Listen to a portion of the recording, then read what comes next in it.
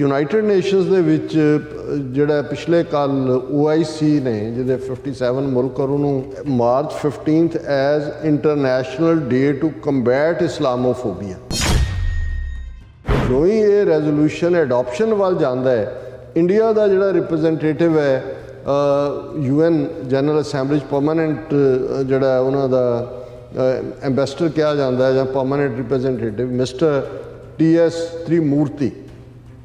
TS त्रिमूर्ति का विरोध करता है।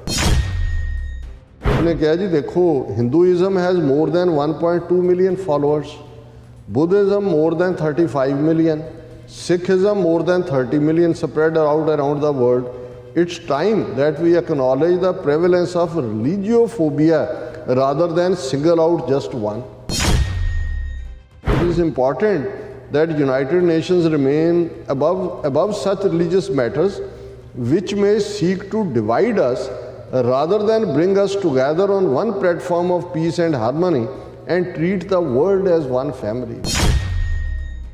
ਜੇ ਦੁਨੀਆ ਇੱਕ ਪਰਿਵਾਰ ਹੁੰਦਾ ਤਾਂ ਸਭ ਤੋਂ ਪਹਿਲਾਂ ਤੁਹਾਡੀ ਹਕੂਮਤ ਜਿਹੜੀ ਹੈ ਉਹ UN 'ਚ ਕਹਿੰਦੇ ਜੀ ਅਸੀਂ ਕਾਸਟ ਸਿਸਟਮ ਨੂੰ ਅਪਾਰਥਾਈਡ ਡਿਕਲੇਅਰ ਕਰਦੇ। ਦਰਸ਼ਕੋ ਬ੍ਰੇਕ ਤੋਂ ਬਾਅਦ ਤੁਹਾਡਾ ਸਭ ਦਾ ਭਰਪੂਰ ਸਵਾਗਤ ਹੈ। ਸੋ ਵਿਊਅਰਸ ਹੁਣ ਪ੍ਰੋਗਰਾਮ ਨੂੰ ਅੱਗੇ ਵਧਾਉਂਦੇ ਹਾਂ। ਅੱਜ ਦੇ ਦੂਸਰੇ ਅਹਿਮ ਇਸ਼ੂ ਦੇ ਨਾਲ ਉਸ ਦੇ ਵਿੱਚ ਆਪਾਂ ਗੱਲਬਾਤ ਕਰਨ ਜਾ ਰਹੇ ਹਾਂ ਕਿ ਯੂਨਾਈਟਿਡ ਨੇਸ਼ਨਸ ਵਿੱਚ OIC ਵੱਲੋਂ ਇੱਕ ਮਤਾ ਪੇਸ਼ ਕੀਤਾ ਗਿਆ ਜਿਸ ਅਨੁਸਾਰ 15 ਮਾਰਚ ਦਾ ਦਿਨ ਇਸਲਾਮੋਫੋਬੀਆ ਦੇ ਖਿਲਾਫ ਲੜਨ ਦੇ ਦਿਨ ਵਜੋਂ ਐਲਾਨਿਆ ਗਿਆ। ਇਸ ਰੈਜ਼ੋਲੂਸ਼ਨ ਨੂੰ ਯੂਨਾਈਟਿਡ ਨੇਸ਼ਨਸ ਨੇ ਪਾਸ ਕੀਤਾ ਜਦੋਂ ਕਿ ਭਾਰਤ ਦੇ ਯੂਨਾਈਟਿਡ ਨੇਸ਼ਨਸ ਵਿੱਚ ਐਂਬੈਸਡਰ ਮਿਸਟਰ ਤ੍ਰਿਮੂਰਤੀ ਨੇ ਇਸ ਦਾ ਖੁੱਲ੍ਹ ਕੇ ਵਿਰੋਧ ਕੀਤਾ। ਇਸ ਬਾਰੇ ਆਪਾਂ ਗੱਲਬਾਤ ਕਰਨ ਜਾ ਰਹੇ ਹਾਂ। ਸੋ ਅਸੀਂ ਚਾਹਾਂਗੇ ਕਿ ਤੁਸੀਂ ਇਸੇ ਤਰ੍ਹਾਂ ਬਣੇ ਰਹਿਣਾ। ਦੇਖਣ ਸੁਣ ਲਿਆ ਲਿਖਣ ਲਈ ਤੁਹਾਡਾ ਸਭ ਦਾ ਬਹੁਤ ਬਹੁਤ ਧੰਨਵਾਦ ਜੀ। ਡਾਕਟਰ ਸਾਹਿਬ ਕੀ ਕਹਿਣਾ ਚਾਹੋਗੇ? ਦੇਖੋ ਅੱਜ ਦੇ ਸਾਡੇ ਜ਼ਿਆਦਾ ਟੌਪਿਕ ਇਸ ਭਾਰਤ ਦੀ ਨੀਤੀ ਦੇ ਉੱਤੇ ਹੀ ਨੇ ਕਿ ਜਿੱਥੇ ਨਾ ਸਿਰਫ ਭਾਰਤੀ ਹਕੂਮਤ ਔਰ ਉਹਨਾਂ ਦਾ ਅਦਾਲਤੀ ਸਿਸਟਮ ਮੁੱਢਲੀਆਂ ਧਾਰਮਿਕ ਆਜ਼ਾਦੀਆਂ ਘੱਟ ਗਿਣਤੀਆਂ ਦੀਆਂ ਖੋਹ ਰਿਹਾ, ਸਿੱਖਾਂ ਦੇ ਨਾਲ ਹਾਈਡ ਐਂਡ ਸੀਕ ਖੇਡ ਰਹੇ ਨੇ। ਜਿਵੇਂ ਅਸੀਂ ਕਿਰਪਾਨ ਦੇ ਮੁੱਦੇ 'ਤੇ ਗੱਲ ਕੀਤੀ, ਉਸ ਤੋਂ ਪਹਿਲਾਂ ਜਿਹੜਾ ਕਰਨਾਟਕਾ ਹਾਈ ਕੋਰਟ ਨੇ ਇੰਟਰਿਮ ਆਰਡਰ ਦਿੱਤਾ ਸੀ ਜੀ ਕਿ ਬਿਲਕੁਲ ਸਰਕਾਰ ਨੇ ਜੋ 5 ਫਰਵਰੀ ਨੂੰ ਆਰਡਰ ਕੱਢਿਆ ਉਹਨੂੰ ਲਾਗੂ ਕੀਤਾ ਜਾਏ।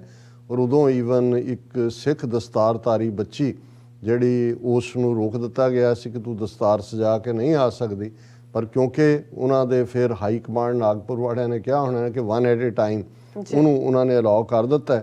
ਪਰ ਜੇ ਕਾਨੂੰਨੀ ਤੌਰ ਦੇ ਉੱਤੇ ਯੂਨੀਫਾਰਮ ਔਰ ਦੂਸਰਾ ਜਿਸ ਕਿਸਮ ਦਾ ਕਰਨਾਟਕਾ ਹਾਈ ਕੋਰਟ ਨੇ ਲਾਈਨ ਲਈ ਹੈ ਕਿ ਜੀ ਹਿਜਾਬ ਤਾਂ ਜਿਹੜਾ ਉਹ ਕੋਈ ਜ਼ਰੂਰੀ ਹਿੱਸਾ ਨਹੀਂ ਹੈ ਇਸਲਾਮ ਦਾ, ਕੱਲ੍ਹ ਨੂੰ ਇਹੀ ਉਹਨਾਂ ਨੇ ਦਸਤਾਰ ਦੇ ਹਵਾਲੇ ਨਾਲ ਵੀ ਕਹਿਣਾ ਕਿ ਜੀ ਦੱਸੋ ਕਿੱਥੇ ਗੁਰੂ ਗ੍ਰੰਥ ਸਾਹਿਬ 'ਚ ਲਿਖਿਆ ਹੈ ਜਾਂ ਆਰਟੀਕਲ 25(b) 'ਚ ਕਿਰਪਾਨ ਦਾ ਹੱਕ ਤਾਂ ਦਿੱਤਾ, ਇਹਦੇ 'ਚ ਪੱਗ ਤਾਂ ਨਹੀਂ ਮੈਂਸ਼ਨ ਕੀਤੀ ਹੋਈ।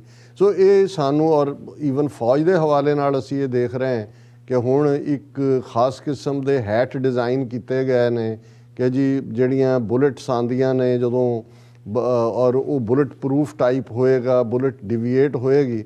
ਸੋ ਜਿਹੜੇ ਸਿੱਖ ਫੌਜੀ ਜਿਨ੍ਹਾਂ ਨੇ first world war second world war ਵੇਲੇ ਲੋਹੇ ਦੇ ਹੈਡ ਪਾਉਣ ਤੋਂ ਨਾ ਕਰ ਦਿੱਤਾ ਸੀ ਕਿ ਵੀ ਨਹੀਂ ਅਸੀਂ ਦਸਤਾਰ ਦੇ ਉੱਤੇ ਕੁਛ ਨਹੀਂ ਪਾਉਣਾ, ਇਹ ਹੁਣ ਉਸ ਪਾਸੇ ਵੱਲ ਉਹਨਾਂ ਨੂੰ ਲਿਜਾ ਰਹੇ ਨੇ ਕਿ ਉਹਨਾਂ ਦੇ ਸਿਰਾਂ 'ਤੇ ਉਹ ਹੈਟ ਪਾਉਣਗੇ ਜਿਹੜਾ ਜਿਹਦੇ ਲਈ ਆਲਰੇਡੀ ਉਹਨਾਂ ਨੇ ਕਿਹਾ ਜੀ ਅਸੀਂ ਸਪੈਸ਼ਲ ਡਿਜ਼ਾਈਨ ਬਣਾ ਲਿਆ ਔਰ ਇਹ ਕਰ ਲਏ।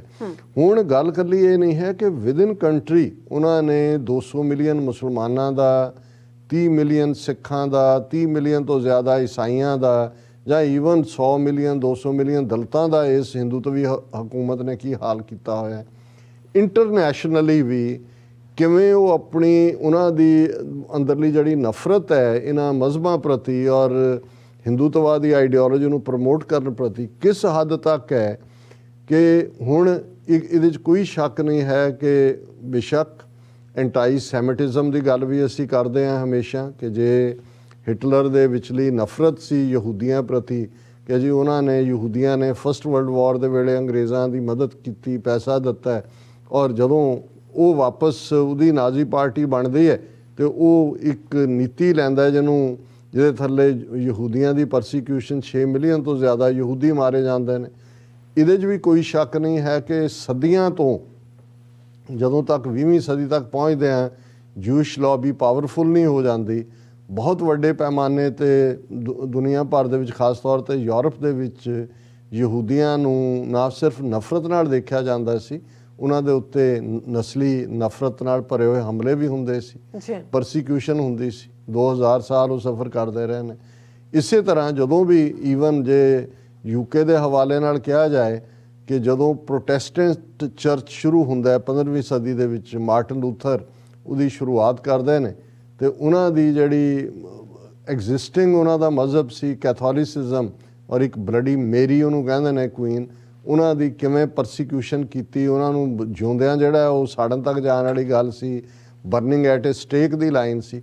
ਔਰ ਉਹੀ ਪੀਰੀਅਡ ਸੀ ਕਿ ਉਹਨਾਂ ਤੋਂ ਜਾਨ ਬਚਾ ਕੇ ਮੇ ਫਲੇਵਰ ਸ਼ਿਪ ਦੇ ਵਿੱਚ ਜਿਹੜੇ ਪਹਿਲੇ ਪਿਲਗ੍ਰਿਮਸ ਅਮਰੀਕਾ ਦੇ ਵਿੱਚ ਆਏ, ਜਿਨ੍ਹਾਂ ਨੂੰ ਇੱਥੋਂ ਦੇ ਨੇਟਿਵ ਅਮਰੀਕਨਸ ਨੇ ਵੈਲਕਮ ਕੀਤਾ, ਉਹ ਰਿਲੀਜੀਅਸ ਪਰਸੀਕਿਊਸ਼ਨ ਤੋਂ ਹੀ ਬਚ ਕੇ ਆਏ ਸੀ। ਸੋ ਇਹ ਇੱਕ ਹਿੱਸਾ ਰਿਹਾ ਹੈ ਕਿ ਜਿੱਥੇ ਵੀ ਕਿਸੇ ਇੱਕ ਨੇ ਐਗਜ਼ਿਸਟਿੰਗ ਸੈਟਅਪ ਚੋਂ ਦੂਸਰੇ ਵੱਲ ਗਏ, ਭਾਰਤ ਦੇ ਵਿੱਚ ਅਸੀਂ ਮੁਗਲਿਆ ਦੌਰ ਜਾਂ ਉਸ ਤੋਂ ਪਹਿਲਾਂ ਜਾਂ ਬਾਅਦ ਦੇ ਜਿਹੜੇ ਹਮਲਾਵਰ ਨੇ ਉਹਨਾਂ ਦਾ ਲੋਕਾਂ ਪ੍ਰਤੀ, ਉਹਨਾਂ ਦੇ ਫੇਥ ਪ੍ਰਤੀ ਕੀ ਰਵੱਈਆ ਸੀ, ਅਸੀਂ ਬਹੁਤ ਚੰਗੀ ਤਰ੍ਹਾਂ ਵਾਕਿਫ ਹਾਂ ਕਿ ਬਈ ਉਹਨੂੰ ਕਿਵੇਂ ਪਰਸੀਕਿਊਸ਼ਨ ਚੋਂ ਸਿੱਖ ਕੌਮ ਦਾ ਤਾਂ ਆਪਣਾ ਇਤਿਹਾਸ ਹੈ ਕਿ ਅਸੀਂ ਇੱਕ ਪੂਰੀ ਸਦੀ ਜਿੱਥੇ ਸਾਡੇ ਸਿਰਾਂ ਦੇ ਮੁੱਲ ਪੈਂਦੇ ਰਹੇ, ਅਸੀਂ ਉਸ ਸਾਰੀ ਪਰਸੀਕਿਊਸ਼ਨ ਚੋਂ ਨਿਕਲੇ। ਲੇਕਿਨ ਦੂਸਰੇ ਸੰਸਾਰ ਜੰਗ ਤੋਂ ਬਾਅਦ ਦੁਨੀਆ ਨੇ ਦੇਖਿਆ ਕਿ ਭਾਈ ਅਸੀਂ ਤਬਾਹੀ ਦੇਖ ਲਈ, ਯੂਰਪ ਵਾਲੇ ਹੀ ਸ਼ੁਰੂ ਕਰਨ ਵਾਲੇ ਸੀ ਦੋਨੋਂ ਸੰਸਾਰ ਜੰਗਾਂ।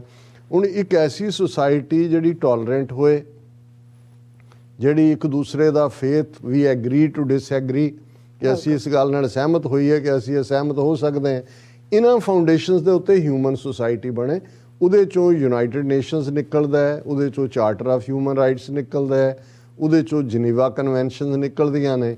ਔਰ ਇਹ ਸਾਰੇ ਪੀਰੀਅਡ 'ਚ ਦੇ ਬਾਵਜੂਦ ਕਿ ਵਾਇਓਲੇਸ਼ਨਸ ਦੀ ਵੀ ਕੋਈ ਗਿਣਤੀ ਨਹੀਂ ਕੀਤੀ ਜਾ ਸਕਦੀ, ਪਰ ਇੱਕ ਗੱਲ ਜਿਹੜਾ ਈਵਨ ਫਿਰ ਰਿਫਿਊਜੀ ਕੋਵੈਨੈਂਟ ਜਦੋਂ ਹੁੰਦਾ ਹੈ ਕਿ ਵੀ ਤੁਸੀਂ ਕਿਸੇ ਦੇ ਨਾਲ ਮਜ਼ਹਬ ਦੇ ਆਧਾਰ 'ਤੇ, ਉਹਦੀ ਰੇਸ ਦੇ ਆਧਾਰ 'ਤੇ, ਰੰਗ ਦੇ ਆਧਾਰ 'ਤੇ, ਸੈਕਸ਼ੂਅਲ ਓਰੀਐਂਟੇਸ਼ਨ ਦੇ ਆਧਾਰ ਦੇ ਉੱਤੇ ਡਿਸਕ੍ਰਿਮੀਨੇਸ਼ਨ ਨਹੀਂ ਕਰ ਸਕਦੇ। ਔਰ ਜਿਹੜੇ ਉੱਥੋਂ ਨਿਕਲ ਕੇ ਆਉਂਦੇ ਨੇ ਇਸੇ ਆਧਾਰ ਦੇ ਉੱਤੇ ਹੀ ਉਹ ਅਸਾਈਲਮ ਲੈਂਦੇ ਨੇ ਕਿ ਜੀ ਅਸੀਂ ਰੈਫਿਊਜੀ ਹਾਂ, ਕਿਉਂਕਿ ਔਰ ਪੋਲੀਟੀਕਲ ਓਪੀਨੀਅਨ ਦੇ ਆਧਾਰ 'ਤੇ ਵੀ ਤੁਸੀਂ ਕਿਸੇ ਨਾਲ ਨਹੀਂ ਕਰ ਸਕਦੇ। ਹੁਣ ਜਿਹੜੇ ਇੱਥੇ ਖਾਲਿਸਤਾਨ ਦੇ ਨਾਂ 'ਤੇ ਜਾਲੀ ਜਾਂ ਅਸਲੀ ਜੋ ਵੀ ਅਸਾਈਲਮ ਲੈਂਦੇ ਨੇ, ਆਧਾਰ ਤਾਂ ਹੀ ਹੁੰਦਾ ਨਾ ਜੀ ਕਿ ਵੀ ਅਸੀਂ ਇਸ ਵਿਚਾਰਧਾਰਾ ਯਕੀਨ ਕਰਦੇ, ਪਰ ਉੱਥੋਂ ਵਾਲੇ ਜਿਹੜੇ ਨੇ ਸਾਨੂੰ ਅਸਲੀ ਜਿਹੜੇ ਨੇ ਉਹ ਤਾਂ ਵਿਚਾਰੇ ਜਾਂ ਸ਼ਹੀਦ ਹੋ ਗਏ ਜਾਂ ਜੇਲ੍ਹਾਂ 'ਚ ਨੇ, ਇੱਥੇ ਉਹਨਾਂ ਦਾ ਨਾਮ ਵਰਤ ਕੇ ਫਿਰ ਉਹ ਸਮਝਦੇ ਨੇ ਦੇਖੋ ਜੀ ਮੈਂ ਕਿੰਨੀ ਚਲਾਕੀ ਨਾਲ ਕਹਾਣੀ ਲਿਖੀ ਹੈ, ਜੱਜ ਨੂੰ ਵੀ ਕਰਤਾ। ਉਹਨਾਂ ਨੂੰ ਵੀ ਪਤਾ ਹੁੰਦਾ ਵੀ ਇਹ ਝੂਠ ਹੈ, ਪਰ ਉਹਨਾਂ ਨੂੰ ਹੁੰਦਾ ਵੀ ਆ ਗਏ ਨੇ ਬਹੁਤ ਸਾਰੇ ਇਕਨੋਮਿਕਲ ਰਿਫਿਊਜੀ ਜਿਹੜੇ ਨੇ ਉਹ ਪੋਲੀਟੀਕਲ ਰਿਫਿਊਜੀ ਬਣੇ ਹੋਏ ਨੇ। ਹੁਣ ਇਸ ਸਭ ਦੇ ਚੱਲਦੇ ਆ 9/11 ਤੋਂ ਬਾਅਦ, ਕਿਉਂਕਿ ਅਸੀਂ ਇਹ ਦੇਖਿਆ ਕਿ ਕਮਿਊਨਿਜ਼ਮ ਇੱਕ ਸਟੇਜ ਸੀ ਅਮਰੀਕਾ ਦੇ ਵਿੱਚ, ਬਹੁਤ ਵੱਡੀ ਪਰਸੀਕਿਊਸ਼ਨ ਕਮਿਊਨਿਸਟਾਂ ਦੀ ਹੁੰਦੀ ਸੀ। ਔਰ ਅੱਜ ਵੀ ਜਦੋਂ ਤੁਸੀਂ ਗ੍ਰੀਨ ਕਾਰਡ ਜਾਂ ਸਿਟੀਜ਼ਨਸ਼ਿਪ ਦੀ ਅਰਜ਼ੀ ਭਰਦੇ ਹੋ, ਉਹਦੇ 'ਚ ਕਾਲਮ ਹੁੰਦਾ ਕਿ I was never a member of any communist party around, ਕਿ ਵੀ ਇੱਥੇ ਕੋਈ ਕਾਮਰੇਡ ਨਾ ਵੜ ਜਾਏ। ਔਰ ਜਿਹੜੇ ਇੱਥੇ ਆਲਰੇਡੀ ਐਗਜ਼ਿਸਟਿੰਗ ਸੀ, ਜਦੋਂ ਜਿਨ੍ਹਾਂ 'ਚ ਹਾਲੀਵੁੱਡ ਦੇ ਜਿਹੜੇ ਨੇ ਉਹ ਐਕਟਰ ਔਰ ਦੂਜੇ, ਉਹਨਾਂ ਦੀ ਬਹੁਤ 1950 ਵਿੱਚ ਚੁੱਕ ਕੇ ਜੇਲ੍ਹਾਂ ਦੇ ਵਿੱਚ ਉਹਨਾਂ ਨੂੰ ਭਰਿਆ ਹੁੰਦਾ ਸੀ। ਕਿ ਮੈਕਾਰਥੀ ਸੀ ਇੱਥੇ ਸੈਨੇਟਰ, ਉਹਨੇ ਮਤਲਬ ਪੂਰੀ ਨਫ਼ਰਤ ਫੈਲਾਈ। ਪਰ ਜਦੋਂ ਸੋਵੀਅਤ ਯੂਨੀਅਨ ਟੁੱਟ ਗਿਆ 15 ਹਿੱਸਿਆਂ 'ਚ, ਉਹ ਗੱਲ ਮੁੱਕ ਗਈ ਕਿ ਜੀ ਹੁਣ ਇਹਨਾਂ ਦਾ ਫਿਰ ਸ਼ੁਰੂ ਹੋ ਗਿਆ ਕੰਮ ਇਸਲਾਮ ਦੇ ਖਿਲਾਫ। ਔਰ 9/11 ਕਿਉਂਕਿ ਉਹਦੇ ਲਈ ਉਸਾਮਾ ਔਰ ਉਹ ਸਾਰਾ ਜਿਹੜਾ ਚੈਪਟਰ ਉਹਦੇ ਨਾਲ ਜੁੜ ਗਿਆ, ਤੇ ਦੁਨੀਆ ਭਰ ਦੇ ਵਿੱਚ ਮੁਸਲਮਾਨਾਂ ਦੇ, ਅਮਰੀਕਾ 'ਚ ਵੀ ਹੇਟ ਕ੍ਰਾਈਮ, ਯੂਰਪ 'ਚ ਵੀ ਸਿੱਖ ਵੀ ਉਹਦੇ ਵਿਕਟਮ ਬਣੇ ਹੇਟ ਕ੍ਰਾਈਮ ਦੇ। ਉਹਨੂੰ ਮਿਸਟੇਕਨ ਆਈਡੈਂਟੀਟੀ ਲਫ਼ਜ਼ ਕਿਹਾ ਜਾਂਦਾ ਹੈ। ਹਾਲਾਂ ਕਦੇ ਵੀ ਕਿਸੇ ਸਿੱਖ ਜਥੇਬੰਦੀ ਨੇ ਇੱਥੇ ਇਹ ਨਹੀਂ ਕਿਹਾ ਕਿ ਜੀ ਜਿਹਦੇ ਨਾਲ ਹੋਇਆ ਕਿ ਜੀ ਸਾਡੇ ਨਾਲ ਕਿਉਂ ਕਰਦੇ ਹੋ, ਮੁਸਲਮਾਨ ਨੇ ਇਹ ਕੀਤਾ ਜਾਂ ਨਹੀਂ। ਹਰ ਸਿੱਖ ਨੇ ਇਹੀ ਕਿਹਾ ਕਿ ਵੀ ਨਹੀਂ, ਇਹ ਕਿਸੇ ਨਾਲ ਵੀ ਨਹੀਂ ਹੋਣਾ ਚਾਹੀਦਾ। ਕਿਸੇ ਦਾ ਵੀ ਫੇਥ, ਜੇ ਕੋਈ ਗੁਨਾਹਗਾਰ ਹੈ ਉਹਨੂੰ ਸਜ਼ਾ ਮਿਲੇ, ਪਰ ਉਹਦਾ ਕੋਈ ਹਮ ਮਜ਼ਹਬ ਹੈ ਉਹਨੂੰ ਤੁਸੀਂ ਇਹ ਕਹਿ ਕੇ, ਪਰ ਇਹ ਇੱਕ ਵਰਤਾਰਾ ਰਿਹਾ। ਔਰ ਇਹਨੂੰ ਇੱਕ ਜਿਹੜੀ ਟਰਮ ਫਿਰ ਇਹ ਪੋਪੂਲਰ ਹੋਈ ਕਿ ਜੀ ਇਹ ਜਿਹੜਾ ਇੱਕ ਟਾਰਗੇਟ ਕਰਕੇ ਉਹਨੂੰ ਇਸਲਾਮੋਫੋਬੀਆ ਕਿਹਾ ਜਾਂਦਾ ਹੈ। ਔਰ ਇਸ ਇਸ਼ੂ ਨੂੰ ਪਾਕਿਸਤਾਨ ਦੇ ਪ੍ਰਾਈਮ ਮਿਨਿਸਟਰ ਇਮਰਾਨ ਖਾਨ, ਉਹਨਾਂ ਨੇ ਯੂਨਾਈਟਿਡ ਨੇਸ਼ਨਸ ਦੀ ਆਪਣੇ 2-3 ਸਾਲ ਪਹਿਲਾਂ ਜਿਹੜੀ ਪ੍ਰੈਜੈਂਟੇਸ਼ਨ ਸੀ ਉਹਦੇ 'ਚ ਵੀ ਚੁੱਕਿਆ। ਫਿਰ OIC ਦੀ ਜਿਹੜੀ ਉਹਨਾਂ ਦੇ 57 ਕੰਟਰੀ ਬਲਾਕ ਹੈ ਜਿਹੜਾ ਉਹਨਾਂ ਦਾ OIC ਦਾ, ਇਸਲਾਮਿਕ ਮੁਲਕਾਂ ਦਾ, ਉਹਦੇ 'ਚ ਵੀ ਉਹਨਾਂ ਨੇ ਵੀ ਹਾਈਲਾਈਟ ਕੀਤਾ। ਈਵਨ ਰਸ਼ੀਅਨ ਪ੍ਰੈਜ਼ੀਡੈਂਟ ਪੁਟਿਨ ਨੇ ਜਦੋਂ ਪਾਕਿਸਤਾਨ ਦੇ ਹਵਾਲੇ ਨਾਲ ਜਾਂ ਅਫਗਾਨਿਸਤਾਨ ਦੀ ਗੱਲ, ਉਹਨੇ ਵੀ ਇਹ ਕਿਹਾ ਕਿ ਜੀ ਮੈਂ ਅਗੇਂਸਟ ਹਾਂ ਇਸਲਾਮੋਫੋਬੀਆ ਦੇ ਔਰ ਦਿਸ। ਸੋ ਹੁਣ ਇਹਦੇ 'ਚ ਕੋਈ ਸ਼ੱਕ ਨਹੀਂ ਹੈ ਕਿ ਦੁਨੀਆ ਦੇ ਵਿੱਚ ਇਸ ਵੇਲੇ ਜੇ ਈਵਨ ਖਾਸ ਤੌਰ ਤੇ ਯੂਰਪ ਔਰ ਅਮਰੀਕਾ ਦੇ ਹਵਾਲੇ ਨਾਲ ਟਰੰਪ ਪੀਰੀਅਡ ਬਹੁਤ ਜ਼ਿਆਦਾ ਹੋਇਆ ਹੈ, ਕਿਉਂਕਿ ਨਫ਼ਰਤ ਦੀ ਲਾਈਨ ਫੈਲੀ।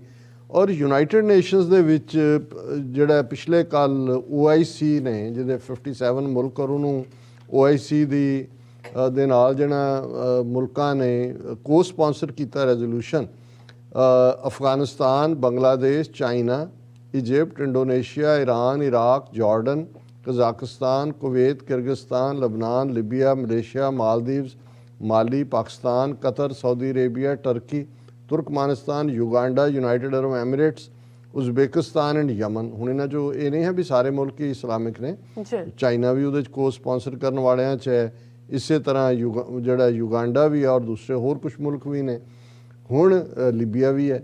ਔਰ ਇਸ ਸਾਰੇ ਦੇ ਚੱਲਦਿਆਂ ਇਹ ਰੈਜ਼ੋਲੂਸ਼ਨ ਇਹਨਾਂ ਨੇ ਕੀ ਸਪਾਂਸਰ ਕੀਤਾ ਕਿ ਇਹ ਜਿਹੜਾ ਖਾਸ ਤੌਰ ਤੇ 15 ਮਾਰਚ ਦਾ ਦਿਨ ਹੈ, ਅੱਜ 15 ਮਾਰਚ ਹੈ, ਇਹ ਕੱਲ ਰੈਜ਼ੋਲੂਸ਼ਨ ਹੋਇਆ ਕਿ 15 ਮਾਰਚ ਦਾ ਦਿਨ ਉਹ ਡਿਕਲੇਅਰ ਕੀਤਾ ਜਾਏ ਕਿ ਵੀ March 15 as international day to combat Islamophobia, ਕਿ ਵੀ ਇਹ ਦਿਨ ਡਿਕਲੇਅਰ ਕੀਤਾ ਜਾਏ ਕਿ ਅਸੀਂ ਇਸਲਾਮੋਫੋਬੀਆ ਦੇ ਖਿਲਾਫ ਲੜਾਂਗੇ। ਹਾਲਾਂਕਿ ਇਸ 'ਚ ਕੋਈ ਸ਼ੱਕ ਨਹੀਂ ਹੈ ਕਿ ਆਲਰੇਡੀ ਜਿਹੜਾ 22 ਅਗਸਤ ਦਾ ਦਿਨ ਹੈ ਉਹਨੂੰ international day commemorating the victims of acts of violence based on religion or belief ਇਸ ਦੇ ਤੌਰ ਤੇ ਐਲਾਨਿਆ ਹੋਇਆ 22 ਅਗਸਤ ਨੂੰ।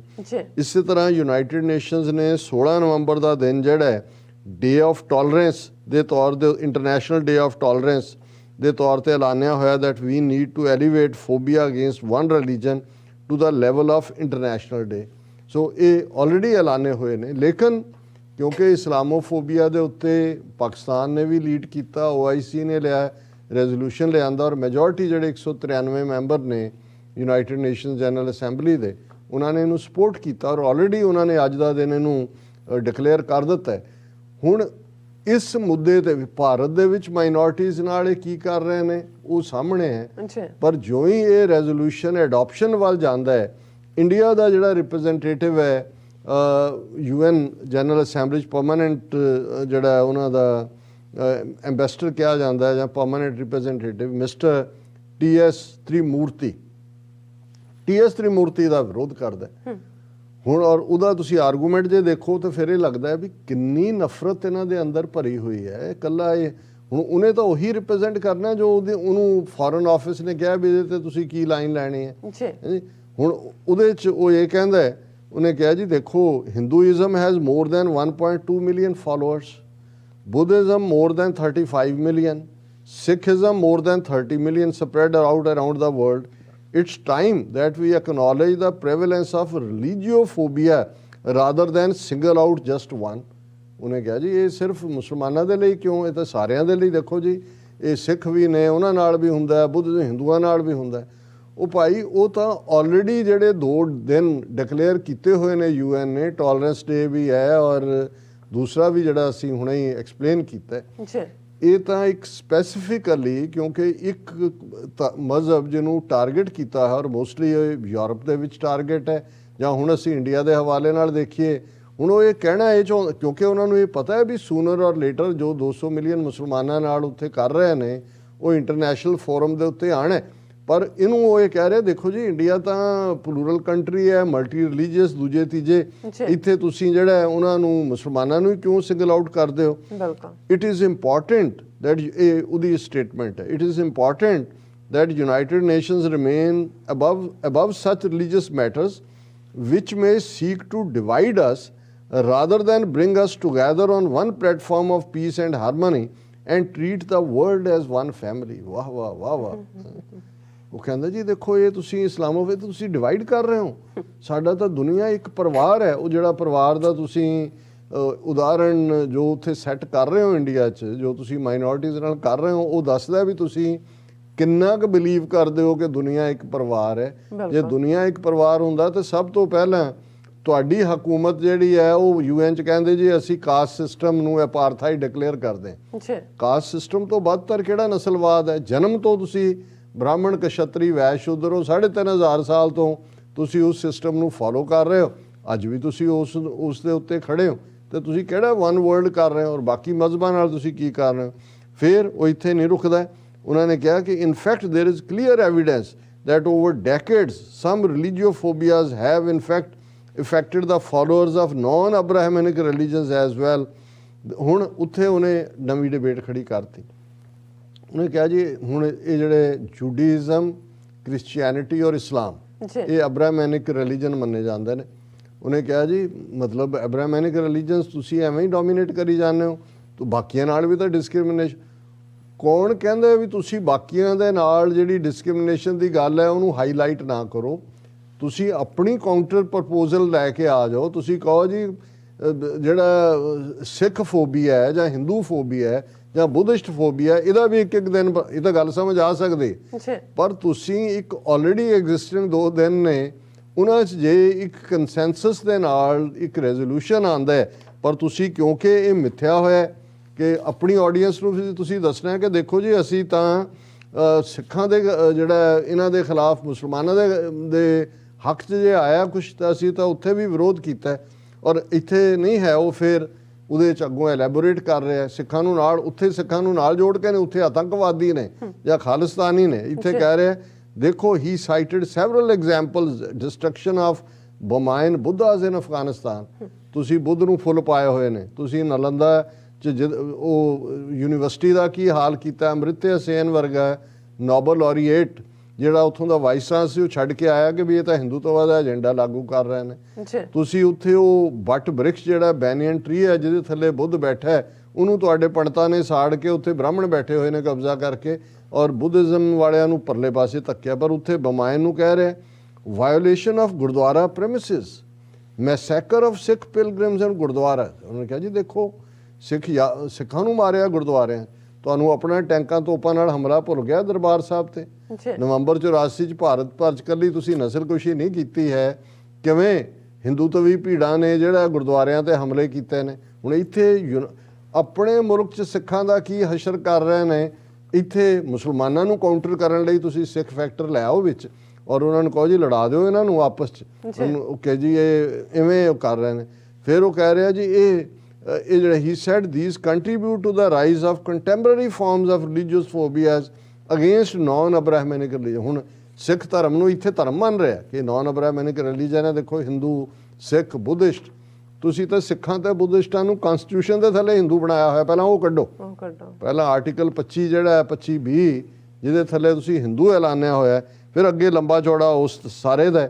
ਪਰ ਉਹਨਾਂ ਦੀ ਇਸ ਸਾਰੀ ਦਲੀਲਬਾਜ਼ੀ ਦੇ ਬਾਵਜੂਦ ਜਿਹੜੀ ਕਿ ਉਹਨਾਂ ਨੇ ਜ਼ਾਹਰ ਹੈ ਆਪਣੇ ਅੰਦਰ ਦੀ ਨਫ਼ਰਤ ਹੀ ਜ਼ਾਹਰ ਕੀਤੀ, ਯੂਨਾਈਟਿਡ ਨੇਸ਼ਨਸ ਨੇ 15 ਮਾਰਚ ਦਾ ਦਿਨ ਯਾਨੀ ਕਿ ਅੱਜ ਦਾ ਦਿਨ international day to combat Islamophobia ਦੇ ਤੌਰ ਤੇ ਰੈਕਗਨਾਈਜ਼ ਕੀਤਾ ਔਰ ਅਸੀਂ ਇਸ ਦੀ ਪੂਰੀ ਹਮਾਇਤ ਕਰਦੇ ਹਾਂ। ਜੀ ਰਾਜ ਸਾਹਿਬ ਤੁਹਾਡਾ ਬਹੁਤ ਬਹੁਤ ਸ਼ੁਕਰੀਆ। ਸੋ ਇੱਥੇ ਲੈਣੇ ਬ੍ਰੇਕ। ਵਿਊਅਰਸ ਦੋਸਤਾਂ ਨਾਲ ਇਸੇ ਤਰ੍ਹਾਂ ਬਣੇ ਰਹਿਣਾ। ਮਿਲਦੇ ਹਾਂ ਛੋਟੇ ਜਿਹੇ ਬ੍ਰੇਕ ਤੋਂ ਬਾਅਦ।